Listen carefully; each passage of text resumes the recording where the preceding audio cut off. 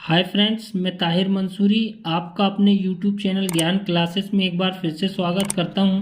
आज हम कक्षा 11वीं विषय लेखा शास्त्र अकाउंट की इकाई में दैनिक पंजी, जो कि चैप्टर है व्यावसायिक लेन देनों का अभिलेखन, प्रारंभिक प्रविष्टियों की वहियां, दैनिक पंजी।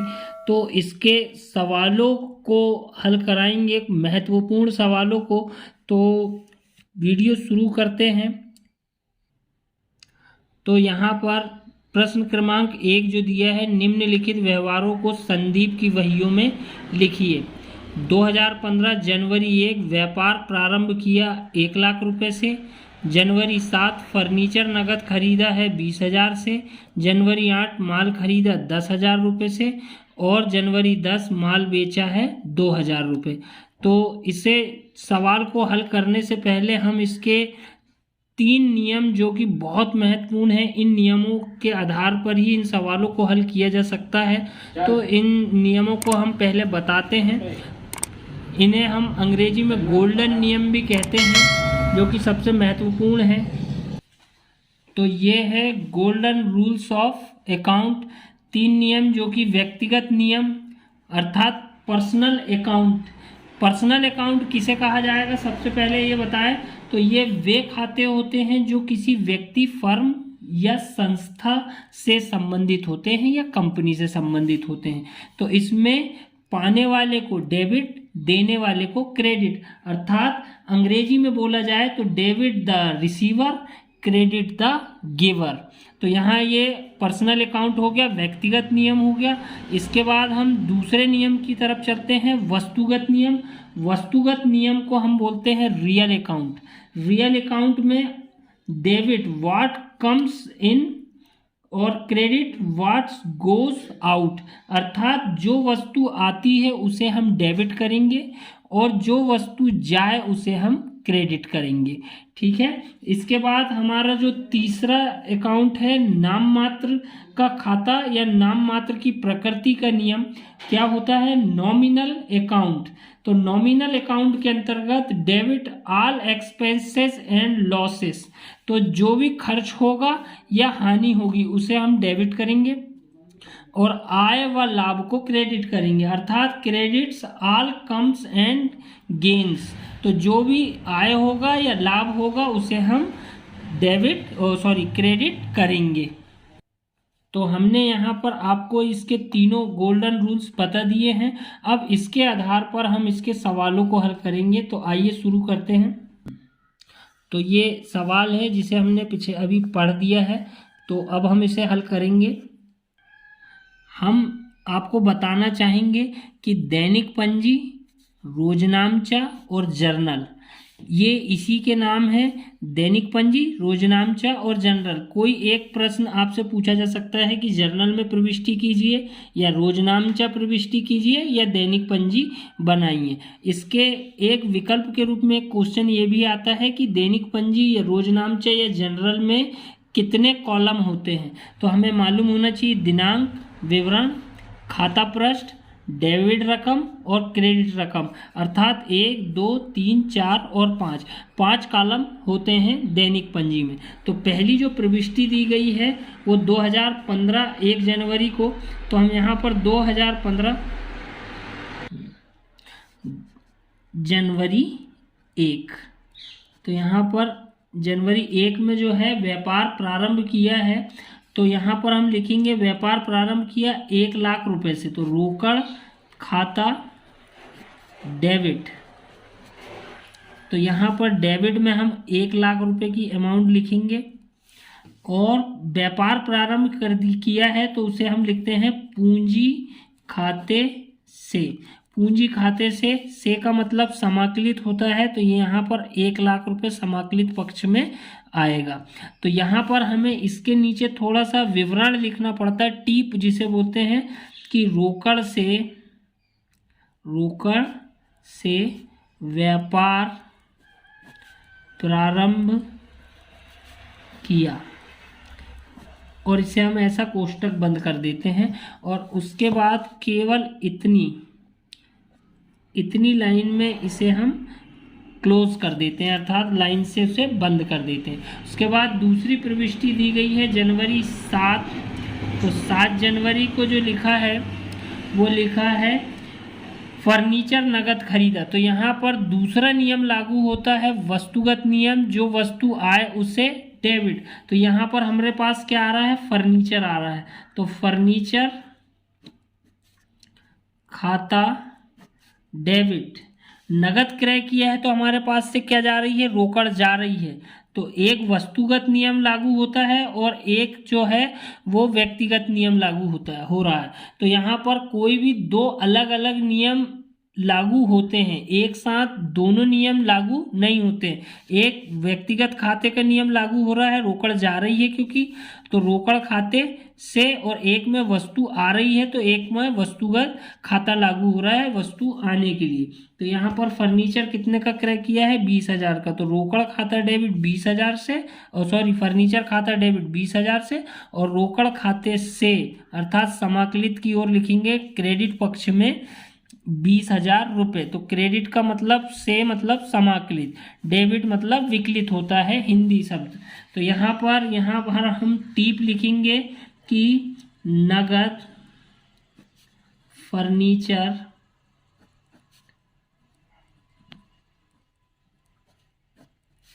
खरीदा। यहाँ ये दूसरी प्रविष्टि भी हल हो गई है। इसके बाद हम इसे भी क्लोज करेंगे लाइन खींचकर। इसके बाद तीसरी प्रविष्टि जो है 8 जनवरी को माल खरीदा है, तो 8 जनवरी लिखेंगे, और माल खरीदा है तो माल को क्रय बोला जाता है। तो जो वस्तु आए, वस्तुगत नियम लागू हो रहा है, इसमें भी माल आ रहा है तो क्रय खाता डेबिट होगा। अब क्या गई है हमारे पास से, रोकड़ गई है, तो रोकड़ खाते से। तो यहाँ पर दो नियम अलग अलग लागू हुए हैं, तो कितने का, 10,000 रुपये डेबिट पक्ष में आएंगे और 10,000 रुपये क्रेडिट पक्ष में आएंगे। फिर इसमें नगद माल खरीदा, यहाँ पर ये प्रविष्टि में इतना टीप लिखना होगा और उसके बाद इसे भी हम क्लोज कर देंगे। उसके बाद अगला जो पॉइंट है जनवरी 10 जनवरी को जो है माल बेचा है। माल बेचा है तो हमारे पास क्या आ रही है, रोकड़ आ रही है, तो रोकड़ खाता डेबिट, रोकड़ खाता डेबिट कितने रुपए से होगी, 2,000 रुपये में माल बेचा है तो 2,000 रुपये डेबिट में लिखेंगे। कहाँ से बेचा है, विक्रय से। माल बिकता है तो विक्रय से आएगा, तो विक्रय खाते से, यहाँ पर से का समाकलित 2,000 रुपये। इसके बाद हम यहाँ पर इसकी टीप लिखेंगे कि नगद माल बेचने पर। इसके बाद ये सवाल को हम क्लोज करेंगे और यहाँ पर इसका टोटल लगाएंगे। तो जो टोटल है, दोनों पक्षों का योग बराबर आना चाहिए, डेबिट का और क्रेडिट का, क्योंकि अमाउंट भी लगभग सेम आती है। तो 1,20,000, 30,000 और 32,000, तो 1,32,000 डेबिट और 1,32,000 क्रेडिट, दोनों पक्षों का योग बराबर आता है दैनिक पंजी में। इसके बाद हम अगले प्रश्न की ओर चलते हैं। प्रश्न क्रमांक 2 है, निम्नलिखित लेन देनों से लोहा व्यवसायी जय श्री गुप्ता के जनरल में आवश्यक लेखे कीजिए। तो यहाँ जनरल नाम दिए गए। तो पहला पॉइंट दिया है, व्यवसाय को 90,000 रुपये में खरीदा है। दूसरा दिया है, मोहन ब्रदर्स कोलकाता से 15,000 रुपये में मशीनरी खरीदी जिस पर उन्होंने हमारी ओर से भाड़े के 150 रुपये चुकाए। तीसरा है, मशीनरी लगवाने पर व्यय हुए 450 रुपये। चौथी एंट्री है, एक रोकड़िए ने 700 रुपये चुरा लिए और अब लापता है। अब पांचवी एंट्री है, 50 रुपये का माल निःशुल्क नमूने के रूप में वितरित किया गया है। तो इस सवाल को हम कैसे हल करेंगे देखते हैं। तो यहाँ पर पहली प्रविष्टि दी है, व्यवसाय को 90,000 रुपये में खरीदा, दिनांक नहीं दी है तो नंबर डाल सकते हैं। पहले नंबर की प्रविष्टि दी गई है, व्यवसाय को 90,000 में खरीदा, तो हमारे पास क्या आ रहा है, व्यवसाय आ रहा है, तो व्यवसाय क्रय खाता डेबिट, हमारे पास से क्या गई, रोकड़ गई, तो रोकड़ खाते से कितने रुपए है? 90,000। तो यहाँ 90,000 डेबिट और 90,000 रुपये क्रेडिट पक्ष में लिखेंगे। तो यहाँ हम लिखेंगे व्यवसाय क्रय करने पर, ये प्रविष्टि 1। अब यहाँ पर हम इसे क्लोज कर देंगे। केवल इतना भर अंडरलाइन करना है, आगे तक नहीं जाना है। उसके बाद दूसरी प्रविष्टि दी गई है, मोहन ब्रदर्स कोलकाता से 15,000 रुपये में मशीनरी खरीदी, जिस पर उन्होंने हमारी ओर से भाड़े के 150 रुपये चुकाए। तो यहाँ हमारे पास क्या आ रही है? मशीन आ रही है। तो मशीन खाता डेबिट, तो यहाँ मशीन खाता डेबिट हो जाएगा। उसके बाद 150 रुपये भाड़े के चुकाए हैं, मशीन खाता डेबिट, भाड़े के 150 रुपये चुकाए हैं तो भाड़ा खाता डेबिट होगा। तो यहाँ पर मशीन कितने की खरीदी है? 15,000 रुपये की। भाड़ा कितना चुकाया है? 150 रुपये। और नाम दिया है, अर्थात उधार खरीदा गया है मोहन ब्रदर्स से। तो यहाँ पर जो मोहन ब्रदर्स है तो 15,150 रुपये की प्रविष्टि क्रेडिट पक्ष में होगी। तो यहाँ पर हम टीप में लिखेंगे मोहन ब्रदर्स से मशीन खरीदी व भाड़ा चुकाया। ऐसा लिख के हम इसे कोष्टक में बंद कर देंगे। इसके बाद हम अगली प्रविष्टि की ओर चलेंगे।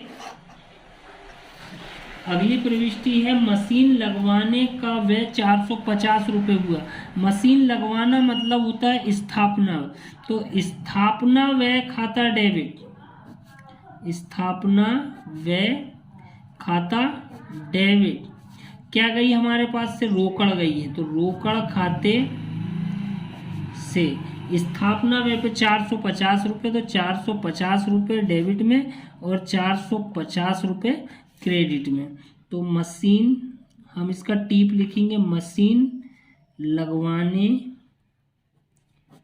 पर व्यय के चुकाने पर।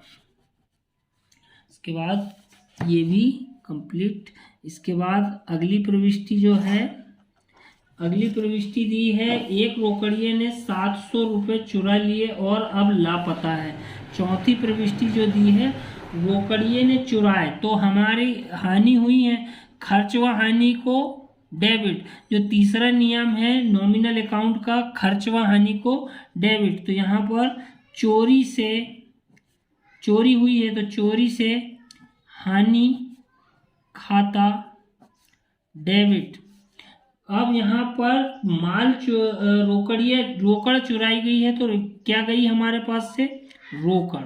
तो यहाँ पर रोकड़ खाते से, तो यहाँ पर 700 रुपये चुराए हैं तो 700 रुपये डेबिट में और 700 रुपये क्रेडिट में। तो यहाँ पर रोकड़िया ने चुराए, ये लिखकर यहाँ कंप्लीट करेंगे। इसके बाद अगली जो प्रविष्टि है, पांचवी प्रविष्टि दी है, 50 रुपये का माल निःशुल्क नमूने के रूप में वितरित किया गया। नमूने के रूप में जब बांटा जाता है तो उसे हम बोलते हैं विज्ञापन। तो यहाँ पर हम लिखेंगे विज्ञापन व्यय खाता डेबिट।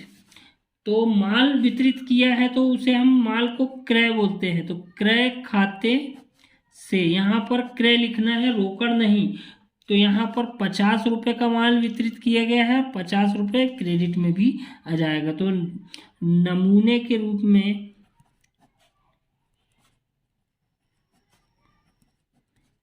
माल वितरित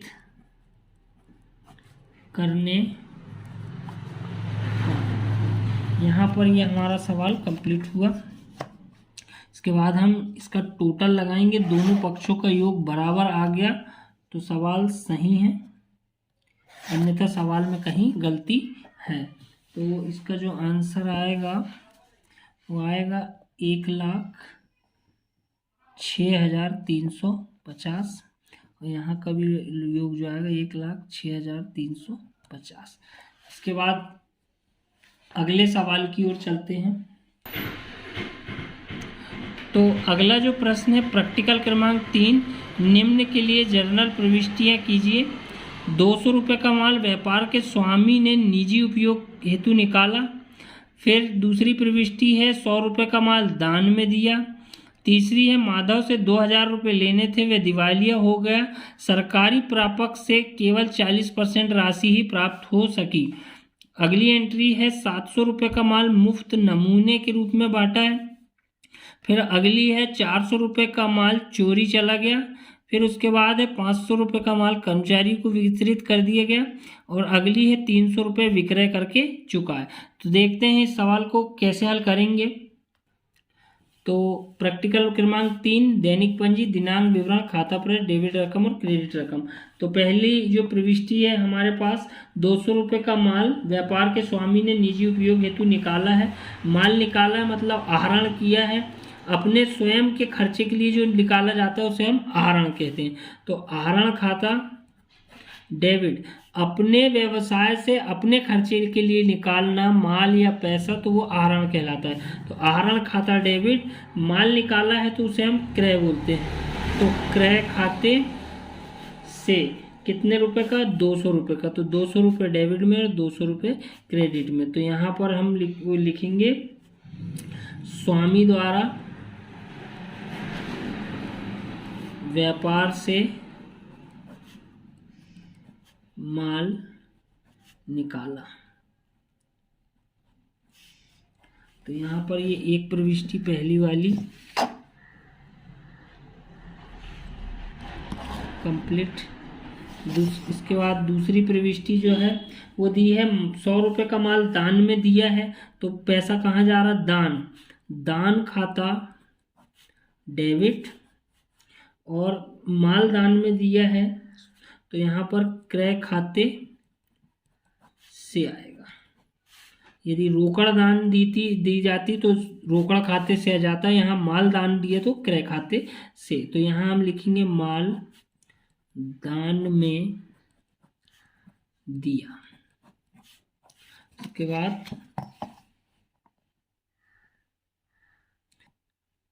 तीसरी प्रविष्टि दी है माधव से 2,000 रुपये लेने थे, वे दिवालिया हो गया, सरकारी प्रापक से केवल 40% राशि प्राप्त हुई है। तो पहले इसे हम रफ में निकालेंगे कि 40% राशि होगी कितनी। तो 2,000 रुपये का 40% निकाला जाएगा। तो 40% जो है वो 4 दूनी 8, 800 रुपये प्राप्त हुए हैं। 1200 रुपये अप्राप्त है, अर्थात डूबत ऋण। डूबत ऋण का मतलब पैसा प्राप्त नहीं हुआ है, तो अप्राप्त मतलब डूबत ऋण। तो यहाँ पर हम इसकी जो सबसे पहले राशि प्राप्त हुई है, तो राशि प्राप्त होगी तो हम क्या लिखेंगे? रोकड़ खाता डेबिट। डूबत ऋण खाता डेबिट होगा। डेबिट क्यों हुआ डूबत ऋण खाता डेबिट? क्योंकि खर्च और हानि को डेबिट किया जाता है, तो डूबत ऋण खाता डेबिट ही होगा। तो प्राप्त कितने हुए? 800 रुपये। डूबत ऋण कितने हुए? 1200 रुपये। और किससे लेना था? माधव से। तो यहाँ पर माधव से, माधव नाम के साथ खाता नहीं लगाया जाता, केवल माधव से लिखेंगे। तो यहाँ पर टोटल अमाउंट 2,000 रुपये। तो यहाँ पर हम लिखेंगे माधव से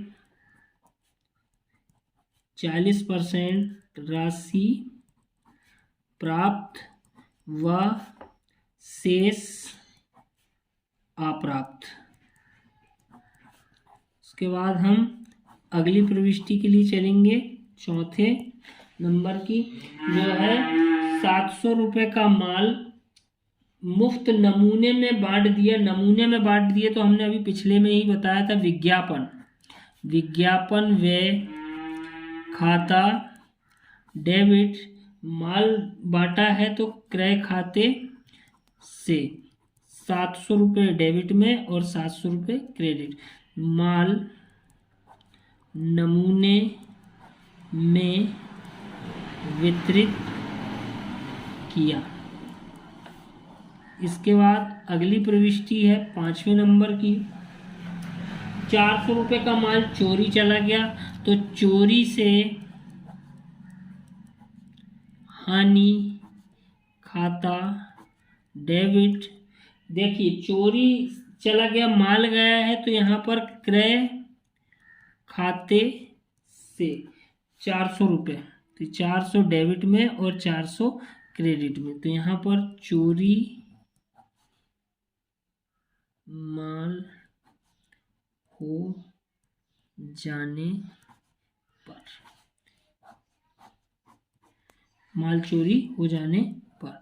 उसके बाद अगली प्रविष्टि है 500 रुपये का माल कर्मचारियों को वितरित किया गया है, तो यहाँ पर कर्मचारियों को जो माल वितरित किया गया है वो हो जाएगा वेतन।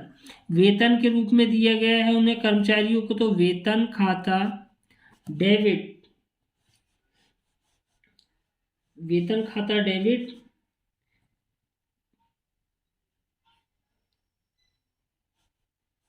क्रय खाते से। यहाँ पर 500 रुपये का जो माल है कर्मचारियों को वितरित कर दिया गया है, तो यहाँ पर 500 रुपये वेतन के रूप में उन्हें दे दिया गया। तो यहाँ पर 500 का माल वितरित करने पर। इसके बाद अगली जो एंट्री है 300 रुपये विक्रय करके चुकाए, उसकी जो प्रविष्टि होगी 7वीं एंट्री जो है अंतिम, 300 रुपये विक्रय करके चुकाए हैं, तो पैसा कहाँ गया है, विक्रय कर सेल टैक्स में, विक्रय कर खाता डेबिट क्या गई आपके पास से, रोकड़। तो यहाँ पर रोकड़ खाते से कितने रुपए, 300 रुपये डेबिट में और 300 रुपये क्रेडिट में।